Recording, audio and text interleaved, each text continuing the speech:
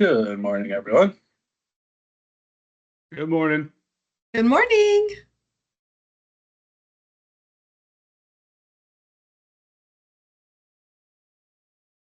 Veronica, any response from Eric here, or should we just push forward? Go right ahead. All right.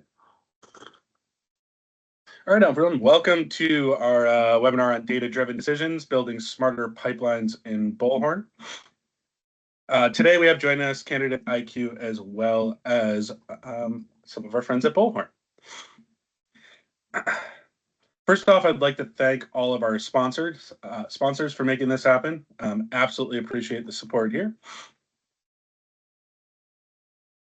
And I'd like to introduce Andrew. Rather than reading the slide, Andrew, if you want to go through a very quick intro there, I think we can do words. I was looking forward to having you pitch me.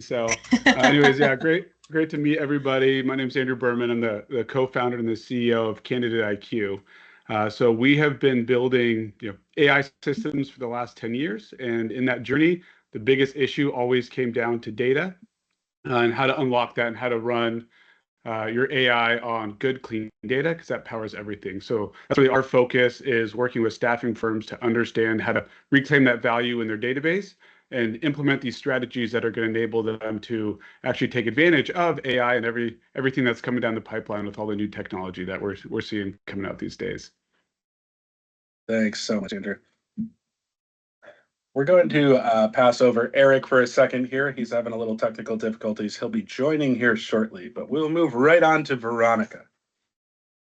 Hey everyone. Yes, Veronica Garrity here. As my bio says, I was in recruiting for 7 years, worked for healthcare staffing, tech and creative staffing, and I used Bullhorn the whole time. So had a real passion for how to make my desk more efficient and how I could leverage technology to make my day-to-day more efficient and more closest to the money. So I ended up joining Bullhorn. I've been here for about 2 years. Thanks so much. And Eric, do we have you on? I think I saw you join. Yes. All right. Hey, welcome to the show. Yeah, a Back little up one tardy slide to the here. party. But no, I appreciate you guys having me on here.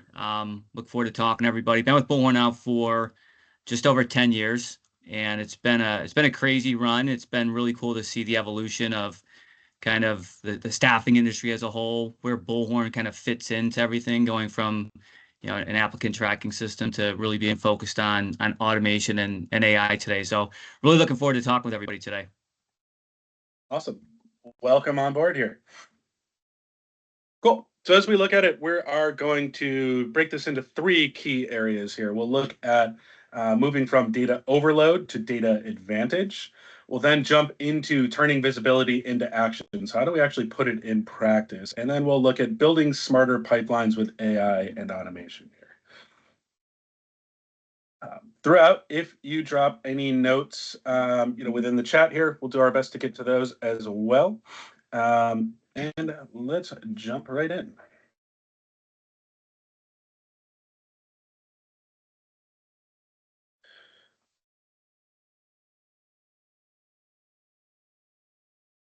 All right. So, Andrew, I'd like to kind of kick off with you here. So most staffing firms have massive candidate databases in Bullhorn. The real question is that data working for you or against you when we look at these absolutely massive candidate databases?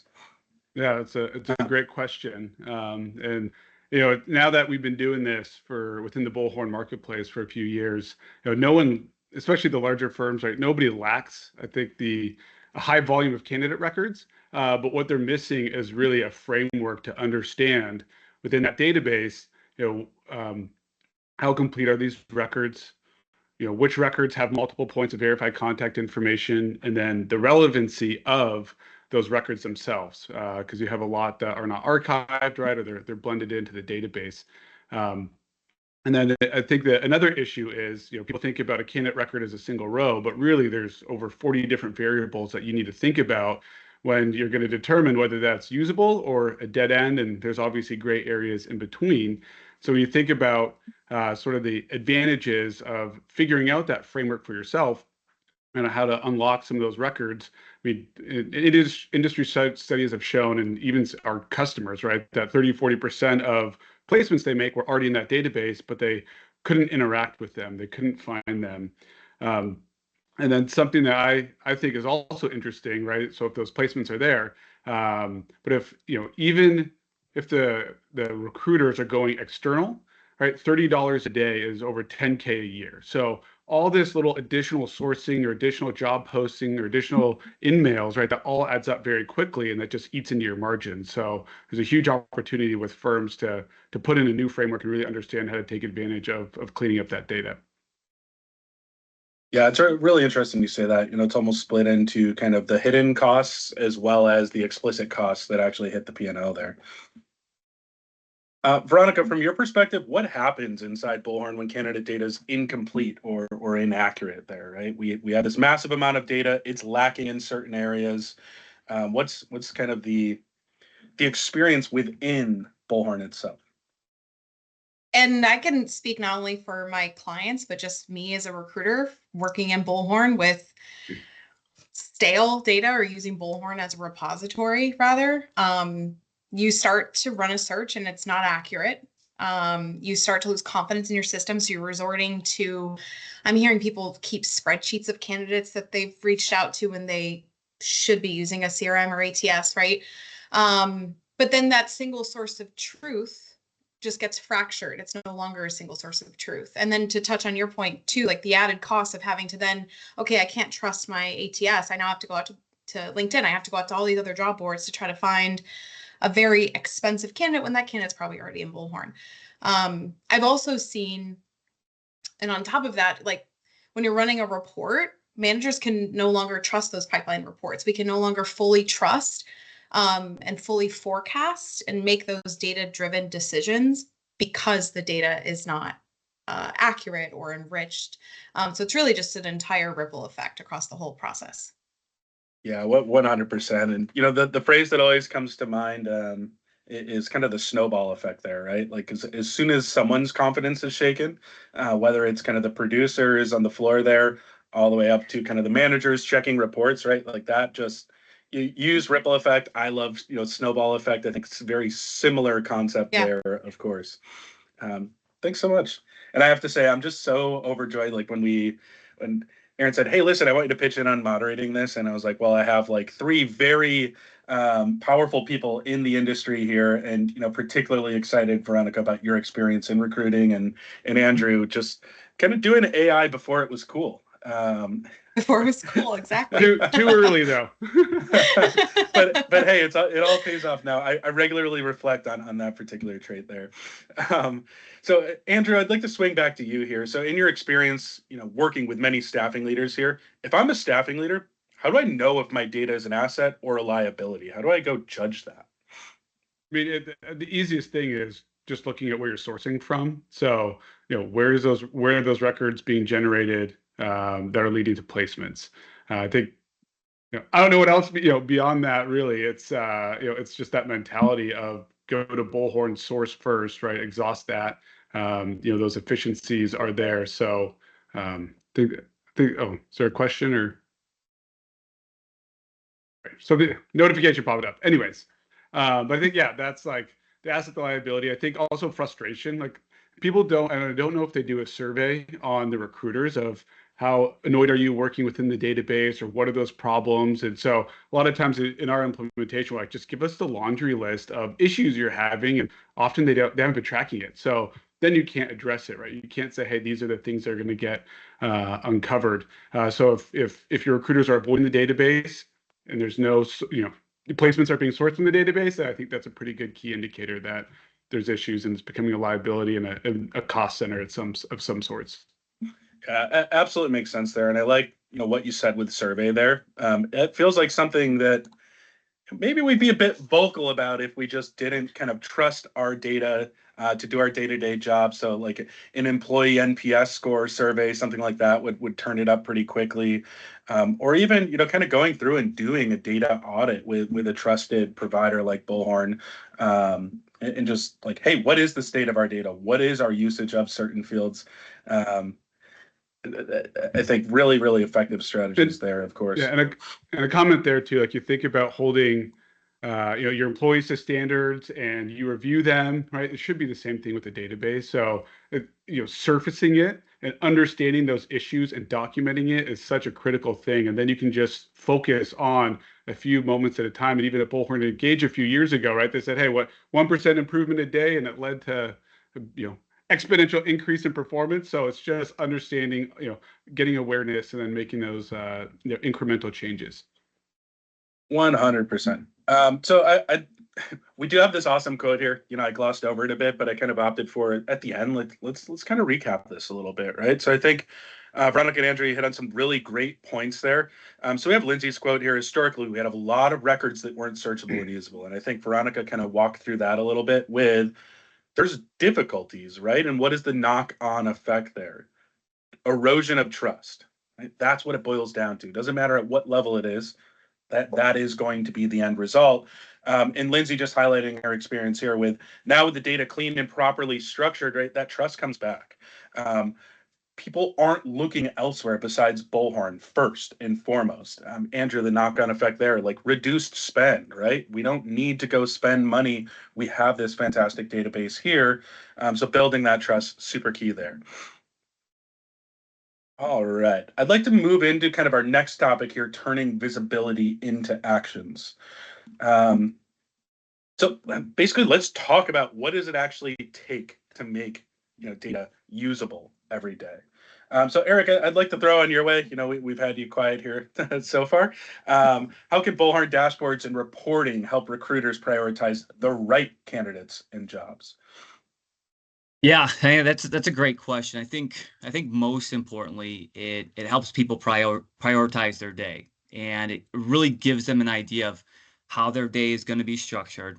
I think it saves them a ton of time, but also gives them peace of mind knowing that I'm going into tomorrow or I'm going into a new week, and I know exactly where I should be focused and why I should be focused there.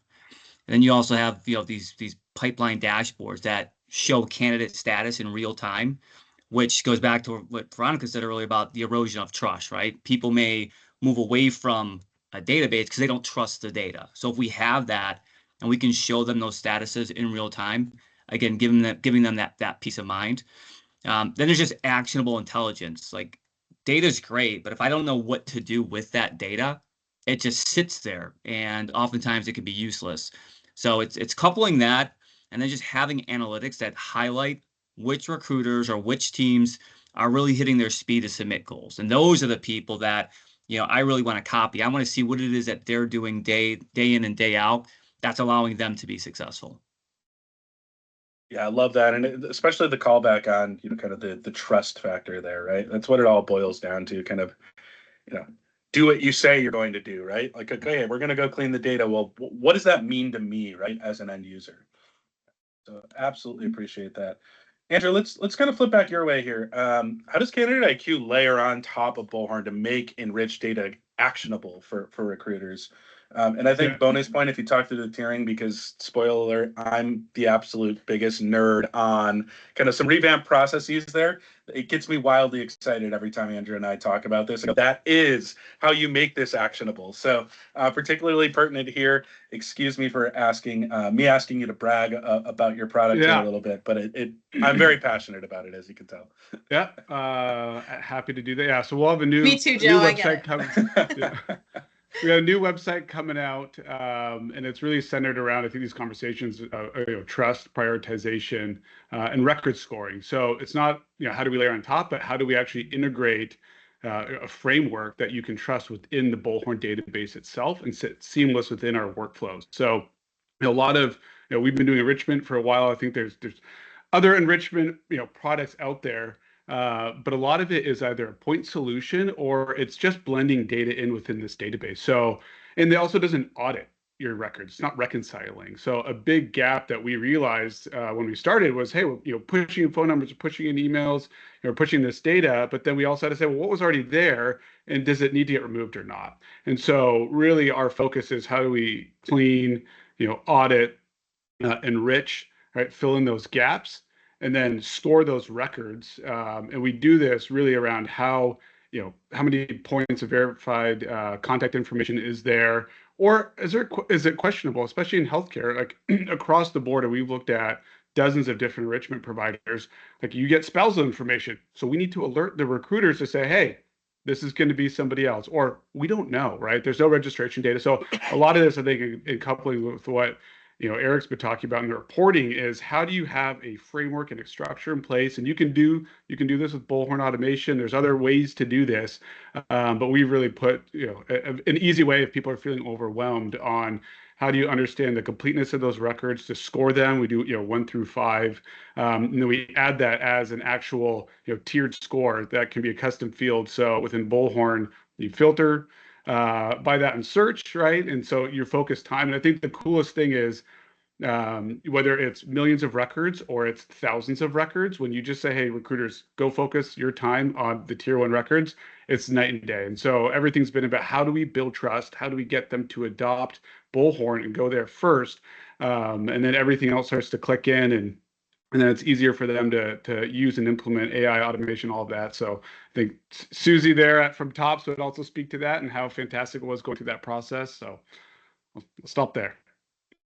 No, I absolutely appreciate it, and I'd almost kind of characterize it as it almost became kind of a treasure hunt before, right? We know there's gold in the hills. Where is it?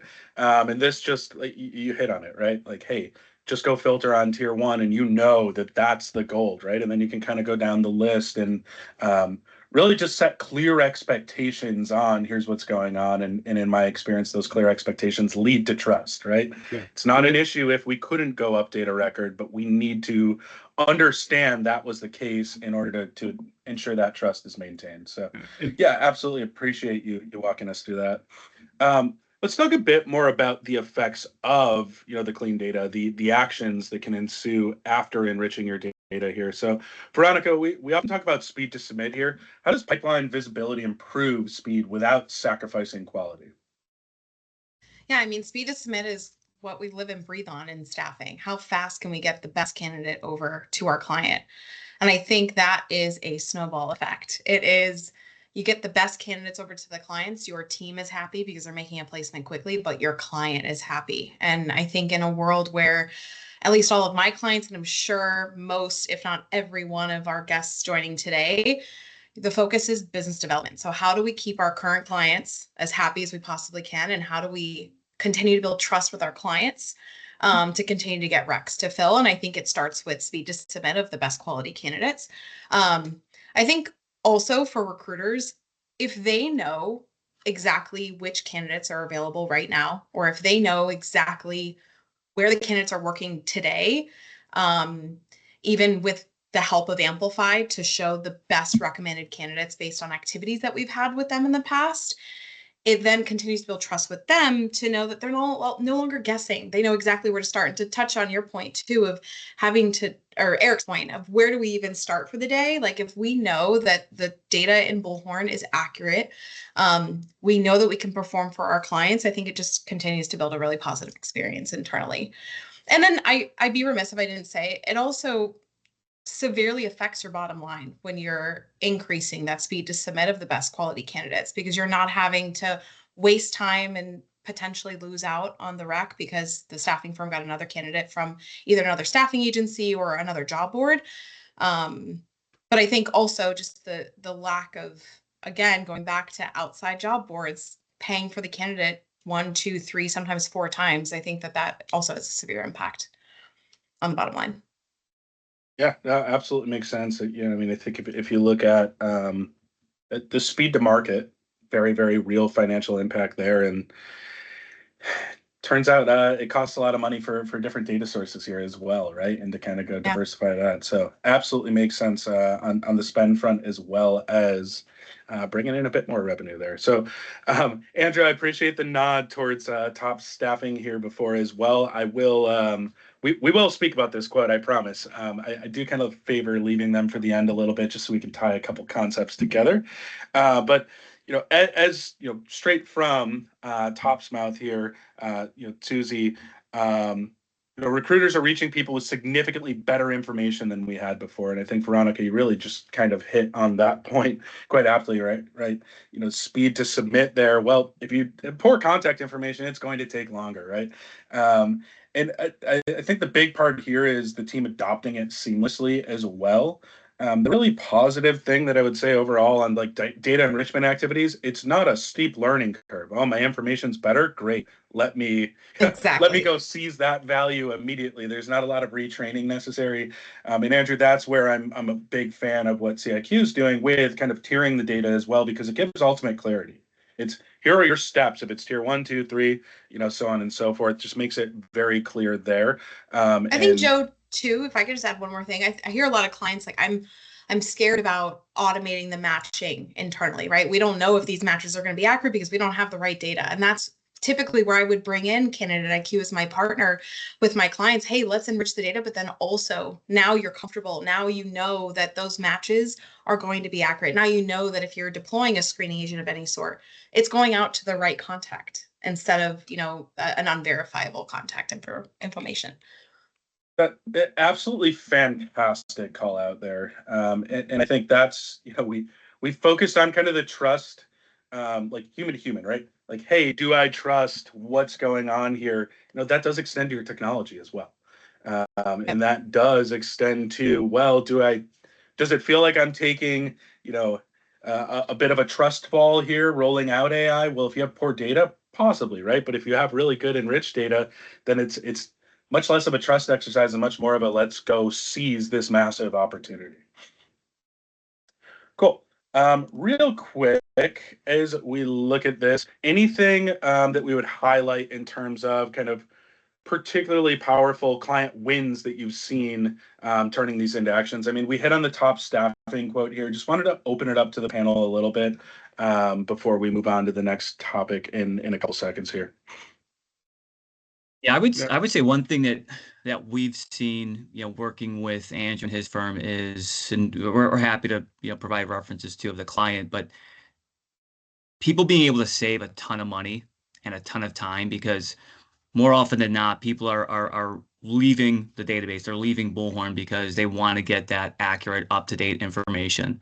So we've had a handful of clients that have been able to save a significant amount of money by dropping LinkedIn recruiter licenses and having Andrew's company come in and enrich the data. And then that's giving the team the trust to say, hey, maybe we really should start at Bullhorn first. And obviously what Veronica said earlier, it's all about speed to submit, right? So if you have up-to-date information and you can find those people within Bullhorn and you're not going to external data sources 2 or 3 times, like that's not only a great equalizer, but I think it's a significant game changer to your bottom line as well. Yeah, I even had a client who has done this with us. He leveraged Candidate IQ and then also leveraged Bullhorn's Amplify. I was just talking to them last week, and the recruiter literally said, like, we're using Bullhorn like we would a job board. Like now Bullhorn is like, we know it's updated. We know that the best candidates are in there because we've already talked to them, or someone already vetted them to make sure that they're in Bullhorn. So you're again going back to the trust. Like this is actually happening today with clients using Bullhorn as a fully functioning job board versus just a repository or just an ATS. Awesome. Yeah, I appreciate that. So with about 5 minutes left here, let's definitely move on to our third topic here. So just looking ahead, smarter pipelines will rely on smarter technology. I think that's almost a given at this point, just with how quickly things are expediting. Andrew, how do you see AI and automation shaping candidate enrichment, say in the next 12 to 18 months? Yeah, I just going back to what Eric was talking about earlier around the dashboards, and then you have the agents right within within Bullhorn, and then you have data enrichment, and they're starting to mine information out of notes and from conversations, and then you start to bring in the signaling data around timing. So I just see it all starting to come together and helping to set the day for the recruiter, right, and expectations and managing their time, and as candidates are applying, right, or job recs are hitting how do you help to prioritize and focus the work of that human to execute a lot faster? So I just think everything's getting more interconnected, and all of that is coming within the Bullhorn database, right? Which is your source of truth. So if that data is not in there, then you don't get those advantages of AI. So anyways, I see it getting more connected, and it's exciting. Awesome. Veronica, what's next for Bullhorn in helping firms make more data-driven decisions across the business? Yeah, I think, and I'm sure if anyone on this call is a Bullhorn client, or if you've seen anything on Bullhorn, we do have the largest set of staffing data out there, right? And with that, we know outcomes because of all of this data. So I think to answer your question, Joe, what we're doing now is, it's already happening, but also in development, is just strengthening the reporting tie between recruiter actions and outcomes, especially within that middle office space. But then also driving a lot of these outcomes through automation and through AI, for things like redeployment triggers, things like coming off of assignment triggers, anything like that. We're on the way, and honestly, actively tying all of these pieces together, and all in an effort, just to touch on what Andrew said, all in an effort to make that human far more efficient than what they are today. Yeah, absolutely makes sense. Really kind of make it a very kind of pervasive throughout whatever step we're in the journey, right? And much more cohesive there. So appreciate that feedback for sure. Eric, if you had to give one piece of advice to staffing leaders and who want to build a smarter pipeline tomorrow, what would it be? And you guys are not going to believe this. You ever get the Charlie horse in your calf? Oh, jeez. Oh no. It's like literally happening right now. So I'm gonna bear through this, guys. All right. First thing I would do is start with the database audit, and not just the audit, but I think it's also important to explain to the team, like, why are we doing this? And it goes back to, I think, the biggest reoccurring theme that I've taken away from this meeting has been trust, because it goes back to why do people leave Bullhorn? They don't trust the data, right? So start with the database audit. Let your team know why you're doing this, because you want to re-earn their trust, essentially saying, hey, this is our system of record. This is going to be our go-to when it comes to searching and sourcing. Then from there, I would also, and we see a lot of clients do this, where they'll assign like clear ownership of candidate records. I think that's pretty common practice, but I think you should also consider having an automation rule in place, to where if you have candidate records that are not getting touched, and whatever your rules of engagement are, whether it's 30 days or 3 months, whatever the case may be, have an automation in place that if your team isn't reaching out to these individuals, well, let's change the ownership. That maybe you move it from being a record associated with Veronica to maybe it goes to a house account, and then anything that's in a house account, that's fair game for somebody else to reach out to try and establish a relationship. So I think that's really, really important.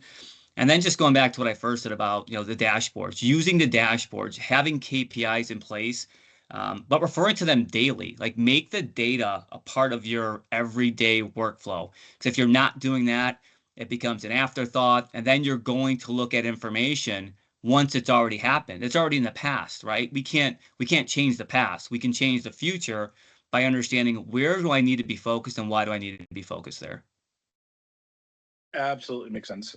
So, to kind of wrap this topic up, I would like to refer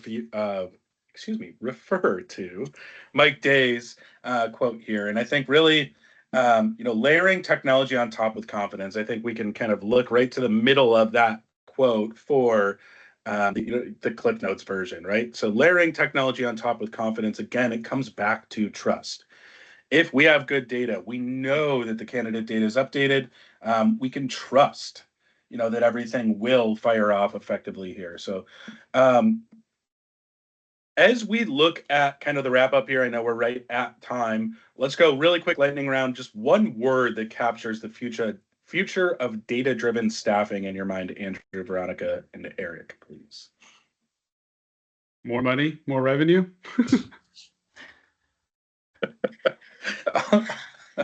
One word: efficient would be my one word. Efficient, perfect. Yeah, I have to echo Veronica. Efficient, time saving. I guess that's a hyphenated word. There we go. There we go. Andrew had a bunch of hyphens, so we'll let it Yeah, slide. those were Judge says hyphens. yes. I'm sorry. A huge It's early thank you here. to Andrew, Eric, and Veronica. Thank you so much for sharing your insights, and thank you to everyone who joined as well. Really, as we kind of covered there, your database is only as powerful as the data inside it, right? And it leads to greater trust. If you can trust your data, your people can trust your data, you'll do much bigger and better things there. Let me just double check the chat here real quick. I don't see any Q&A. All right. Feel free to add anything if there are any questions. I know we're right at the closing bell here. You know, would very much like to thank our sponsors once again. And as we look at upcoming registrations here, so Aaron has absolutely loved handling this. I did take over now that Aaron has departed Newberry Partners and is on to some really exciting things. So I will be hosting the last 3 sessions. This is the initial one, 2 more upcoming. Wildly excited about that. Make sure you don't miss webinar 8, where we'll dive into how to get AI ready, right? So we'll continue this conversation here. Get ready for AI, automation, automate what's holding you back there, right? That'll be with Sarah Moss, our VP of Tech Advisory here at Newberry Partners, as well as Dries DeCoster, who is CEO and founder of Meet Dwight. Thanks again, and we'll see you next time. Hit the QR code for registration there. We'll also be sending out plenty of emails, but quick and easy QR code. Welcome to 2025, where everything's a QR code. And once again, thank you to our sponsors. Have a fantastic day, everyone.